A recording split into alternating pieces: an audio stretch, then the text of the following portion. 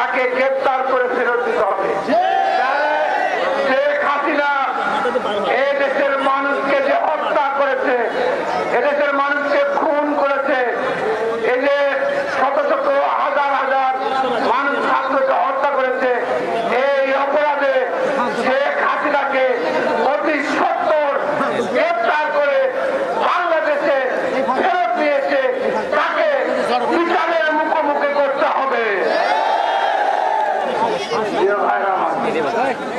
আমি আরো বলতে চাই, এই 15 বছর লাগায় কোন সন্তান চলবে না। কি আওয়াজ তো কম হলো, সন্তান হবে কোন সন্তান এবং বিএনপি সন্ত্রাসী রাজনীতিতে বিশ্বাস করে, মারামারির রাজনীতিতে বিশ্বাস করে না, হানাহানির রাজনীতি বিশ্বাস করে না। আমরা চাই আইনের মাধ্যমে বিচার। কি আইনের মাধ্যমে বিচার চাই না আমরা? চাই আমি আপনাদের মাধ্যমে বর্তমান অন্তর্বর্তীকালীন সরকারের কাছে আমার আহ্বান, আমার সাংবাদিক ভাইদের মাধ্যমে আমি আপনাদের জানাতে চাই, আপনারা আমার কথাগুলো শুনুন। বর্তমান শেখ হাসিনা পালিয়ে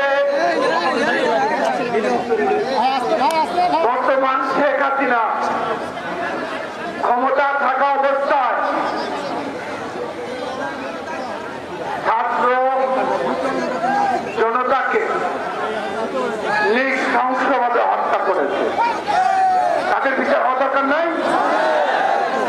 71 সালের স্বাধীনতা যুদ্ধে জামায়াতে ইসলাম স্বাধীনতা বিরোধিতা করার কারণে সেদিন এই মানবতা ও অপরাধের জন্য তাদেরকে কি ফাঁসি দেওয়া হয়েছে না বলেন?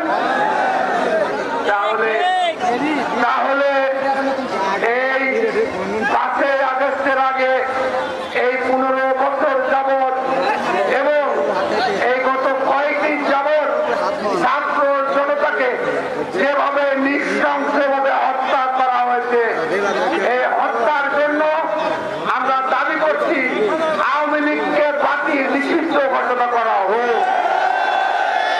আওয়ামী লীগের রাজনীতি বাংলাদেশে আর চলবে না। আওয়ামী লীগের রাজনীতি মানে সন্ত্রাসীর রাজনীতি, খুনের রাজনীতি। অতএব আওয়ামী লীগকে নিষিদ্ধ ঘোষণা করতে হবে।